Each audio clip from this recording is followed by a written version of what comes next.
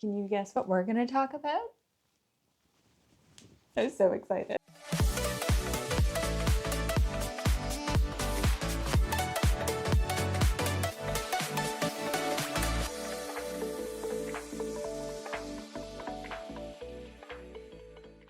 Hey everyone, and welcome back. And if you're new, welcome. Today we're going to talk about my absolute favorite show. And of course, as everybody knows, they're doing like a new version for 2024. This is the first episode of the new Ranma 1/2.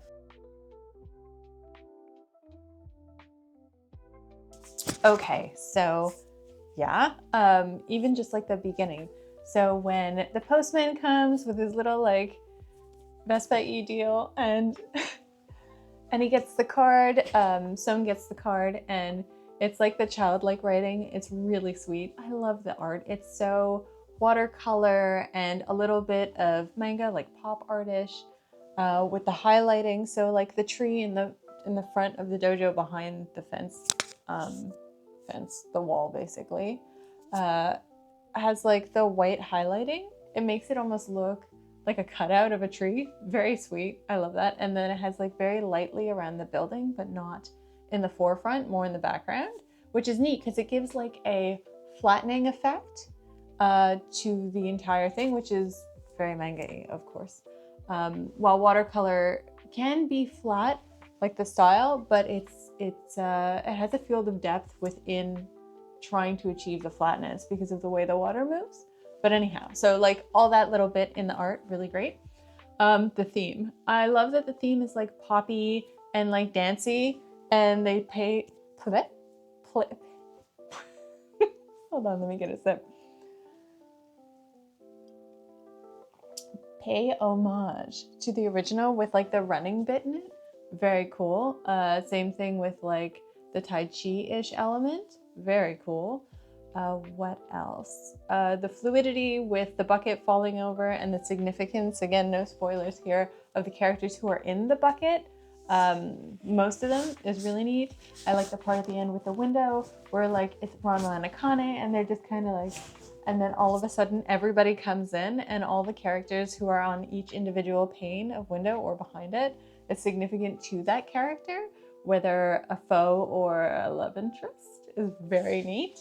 I love it. I love the thing where Genma's a giant lantern and it shows like little glimpses as to what's going to happen in the series.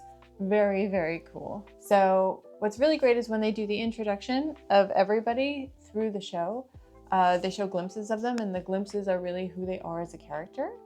So Katsumi is in the kitchen and she's really like a surrogate mother because there is no mother figure in this show for this family in particular. Nabiki is the middle sister, and she's just kind of on her cell phone in her room, kind of sitting playfully, a little coy. She's kind of the troublemaker of the bunch. And then they show Akane, who's training and focused. This is her focus, like the dojo. It's the kind of thing that you would expect her to be the one to do this going forward, like have the dojo. So that's really neat. And then Son sits everybody down, the dad, and explains that a friend of his is coming with his son, and by the by, one of you have to marry him, and then you'll inherit the dojo. And they're all freaking out, of course, because what? Like, you're not just going to marry people off. They've never met this person, and then it comes to light that Son has never even met this person. So, what? Like, not obviously he's met Genma, his friend, who, like, anyhow, we'll find out all about that. But that he's never even met the son. So how can you, are you kidding me?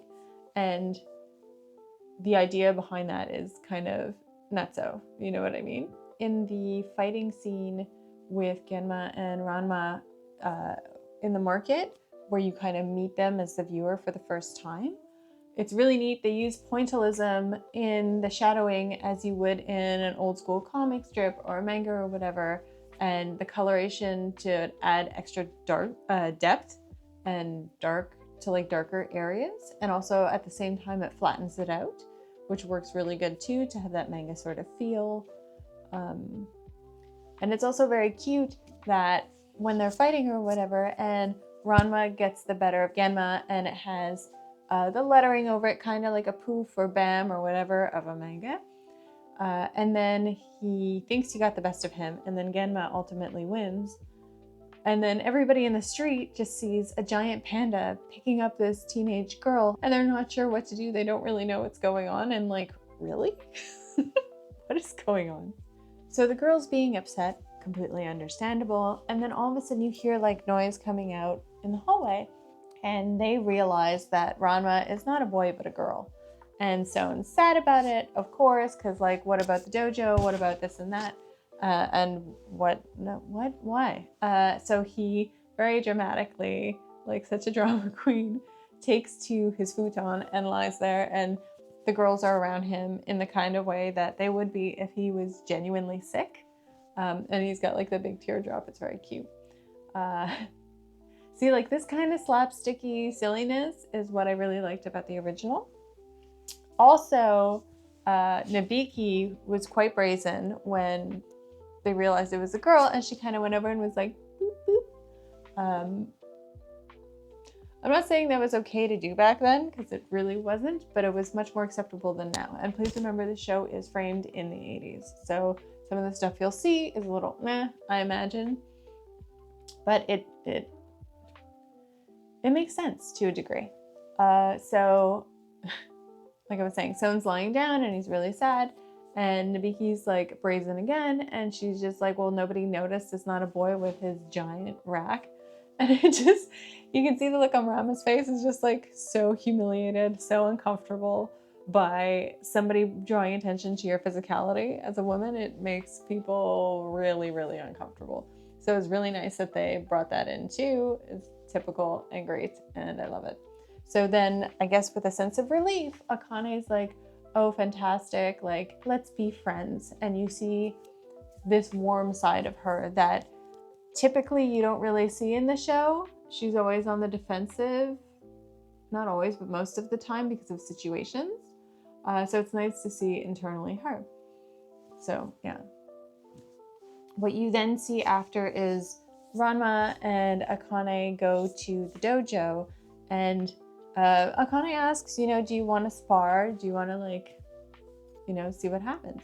And the dojo is beautiful. It's got all the wood paneling, beautiful walls with sliding screens.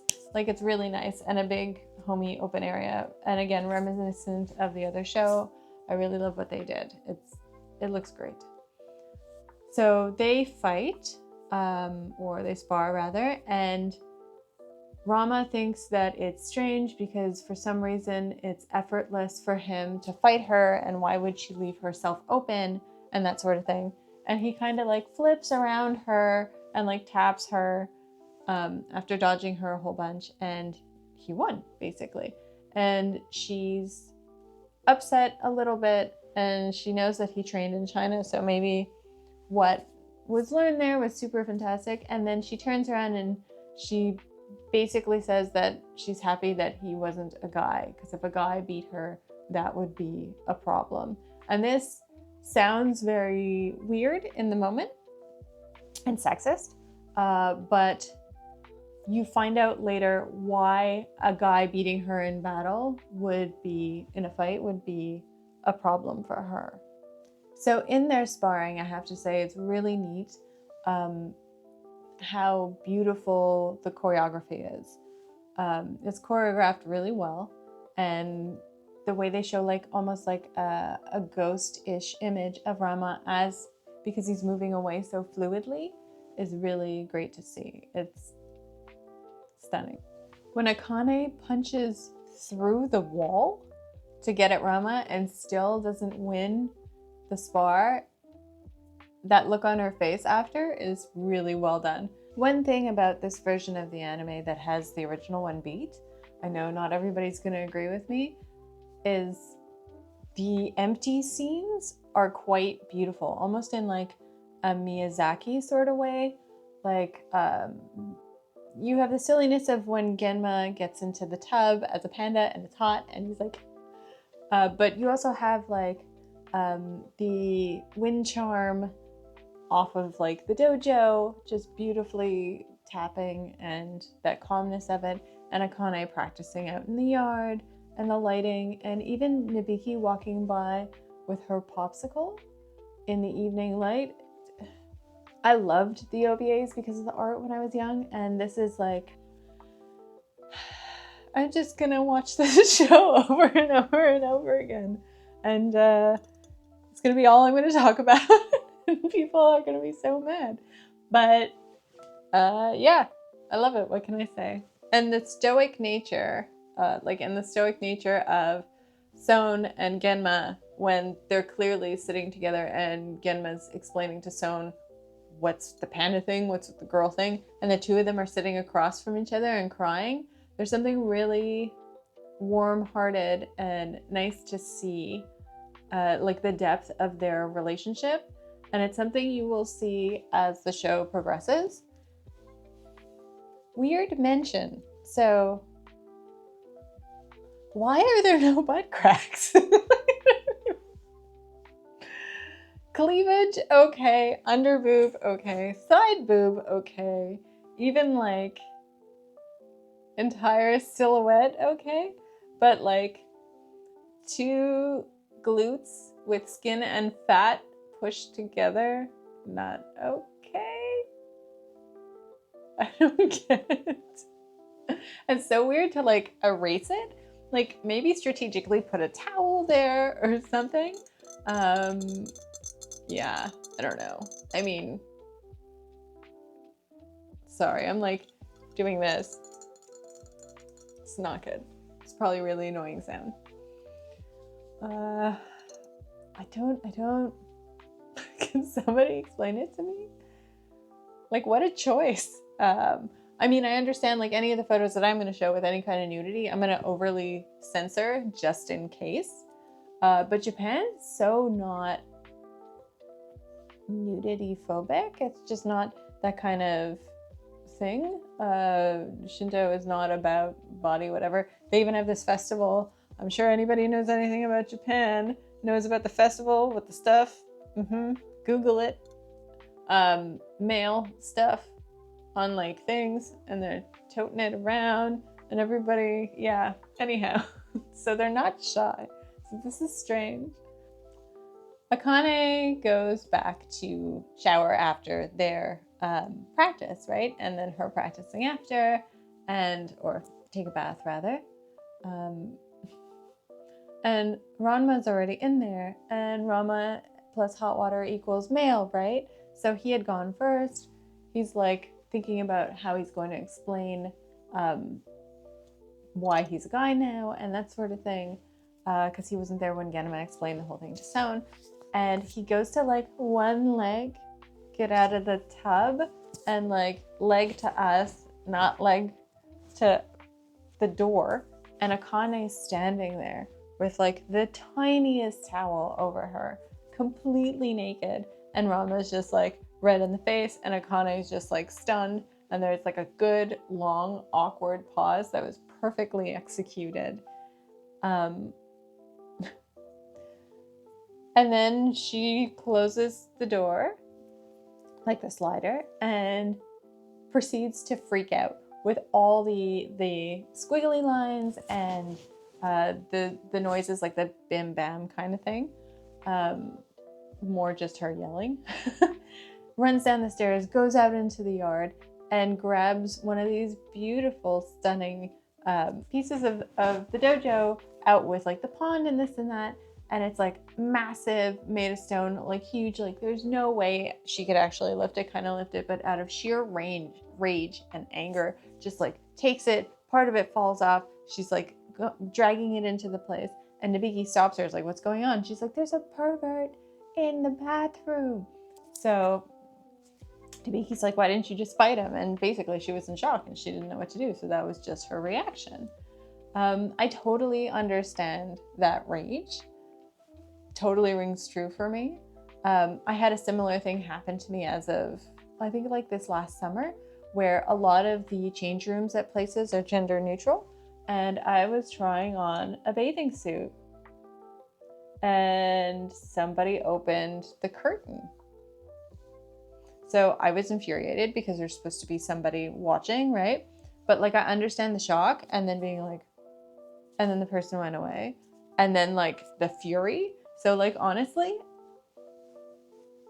yeah, I would have done the exact same thing, but except with like, I don't know, like a counter or something.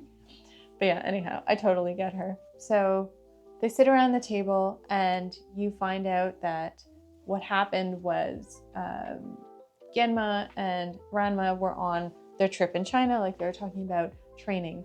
And Genma had this Chinese like book. He doesn't read Cantonese or Mandarin or whatnot, but he got the gist of it because some of the characters are the same or quite similar. So he kind of wung it. And they went to Jisenkyo, and there was a whole bunch of these ponds with like bamboo sticks sticking up, and they were fighting. You see this in the preview, basically. The trailer? Yeah, you see it in the trailer. So yeah, so they fight, and what happens is Kenma falls into the pond, and a panda comes out, and it totally like freaks out Ranma, and then the guy who's like the tour guide explains that that was pond of drowned panda. And then he comes out and he continues to fight to train against Ranma, and then Ranma ends up in another one, and then it's pond of drowned girl, right? So yes, this very dramatic action. And honestly, the best part about this scene is the look on Genma's face. Like, as a panda, like the shock, and then like the epic shock is so good. And then you find out that like this place has ponds everywhere, kind of like Swiss cheese. And every single pond is something like drowned duck, drowned pig, drowned whatever, so on and so forth, drowned cat. And this will circle back later in the series. So the relationship between Ranma and Genma is pretty funny because the dad is a dad, but at the same time, he's kind of an idiot. And Ranma ends up having to kind of like be the father sometimes in certain respects and do the right thing or execute that kind of role. So when they explain what's going on in the panda girl thing as a demonstration, Genma gets up and he basically more or less implies that his son is an embarrassment and then flips him through the air into the pond outside, which then demonstrates Ranma as a girl. And then Ranma, out of anger, does the exact same thing and basically is like, why are you embarrassed by me? Like, you have the same affliction, more or less. And then he kicks him into the pond. And I love that dynamic with them. It's very cute. One thing I have to say, where they showed Jisenkyo and how beautiful it is, I feel like I would be that idiot who would be like, oh, hot springs. Just like, yeah. But I'd be really curious what I would get. It would be such a strange idea. Like, which pond would I end up in? I mean, I guess I would pick one with less bamboo sticking out would probably be the factor. Or temperature, I imagine. But yeah, that's, I don't know. What would I get? What would I want? What would you guys want? Maybe put a comment below. Is that a thing? Is that too weird? I don't know. It's an interesting thought. I do have to mention, which I hadn't mentioned, because it's the 80s, we kind of had it here in Canada in the late 80s, early 90s. His hair, Ranma's hair, that he has like one scraggly little ponytail thingy, that rat tail was huge. And you'd see it anywhere. You'd see it like, yeah, there was a band actually, New Kids on the Block, in the late 80s. And I think one of them or a few of them had it. Honestly, I can't remember, but yeah. So when you see them fighting, the choreography is fantastic and all that bit. But when they do the close-ups of the rat tail, it always warms my heart. But it's really nice, the choreography for the fights, because I feel like it's at a skill level that's more convincing for the storyline of what moves and things they execute. It's, yeah, fantastic. Through the discussion what happened at Jisenkyo, they figure out that cold water equals girl/panda, and hot water equals revert to what you were. So oddly enough, since they're sitting around the table or whatever, Son picks up a boiling pot of tea and pours it over Genma. Didn't have to be boiling though. So Son is relieved and immediately turns to his daughters and goes that, you know, basically they're still marriageable. Like, it's okay because he turns back into a man, and that Katsumi's 19 and Nabiki's 18, I believe. No, Katsumi's 19, Nabiki's 17, and Akane's 16, and that he should pick.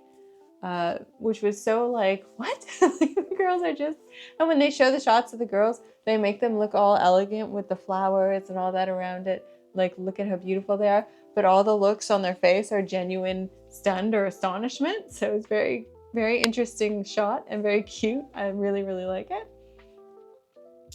And so the girls start to squabble amongst themselves, pointing out that the age difference between the older ones, and that Akane doesn't like men anyways, which isn't true, but you'll find out why later. They would say that, and that it's a much better fit because he's kind of a girl and kind of a guy. Akane does not take that well. So they proceed to discuss it a little bit, and then Ranma gets up and he's like, look, I don't want any of this myself. Don't worry, ladies. Like, I'm gonna go back to China, do some training. I don't need a fiance. I'm out of here. And then, in a very poor choice, decides to comment that his own body is better built than Akane's anyways, so he'll pass. Akane, of course, prone to rage, as we've seen. Akane proceeds to pick up the table in the middle of the central area that they were all having tea with and smash Ranma with it. Like, smash him into the ground. It's a really silly scene, and he does the hand gesture that they do in all the manga anime, kind of like, meh, when something bad happens and they either get like flung away or squashed or whatever. It's very cute. I really love it, and it reminds me a lot of the original one. Katsumi and Nabiki are taking care of Ranma, and he's on a futon and whatever, kind of nursing him back to health. And then he decides he's gonna go take a bath because he's female form and he'd like to go back. So he goes up into the bathroom, takes his clothes off. And again, with the nudity, I don't understand why that's okay, but not butt cracks. I mean, whatever. Don't understand at all. And then he goes to open a slider, and Akane is on the other side again. Like, literally just like right up against, right up the slider. She has a hair up, and she's like, freaks out and slaps him. And then it goes down to later where they're back in the communal area, and Ranma has like this huge hand slap on his face, and Genma is like, oh, you have a cute, energetic fiance. And he's like, she's not cute, because like the common theme in the show, you don't know yet. So that was the first episode. I really loved it.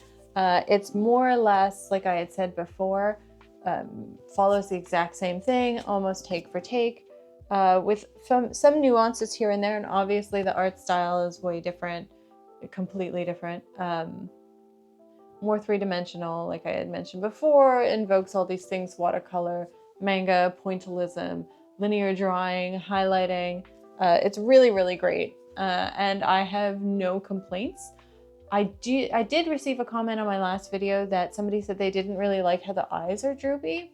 So that's basically the outward turning of the positioning of the ocular region, and also the pupil as a choice to end up more on the insides of the eyes towards the nose as opposed to central. So I can agree with what they were saying, that in certain instances it does come off a little droopy. But to be fair, every generation or style of manga is completely different. Manga of anime. Like in, was it the mid 2000s, where everything was really about like, how big could you get the eyes? I can't even remember. Was it Clara? I can't remember which one it was, where like I couldn't even watch it.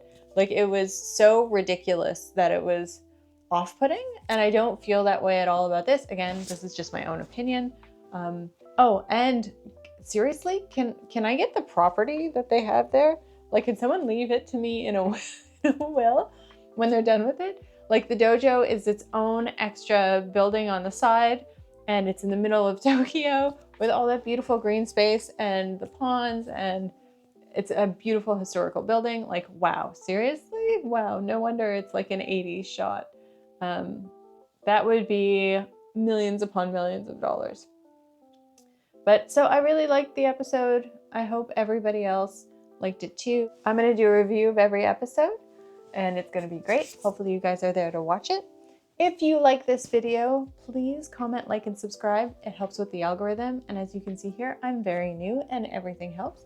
And if you absolutely love the episode, I do have a Patreon and it has its own benefits, bonuses, videos, all sorts of things. And I'd really appreciate the support. So I hope to see you guys next time and I hope you love the show and bye.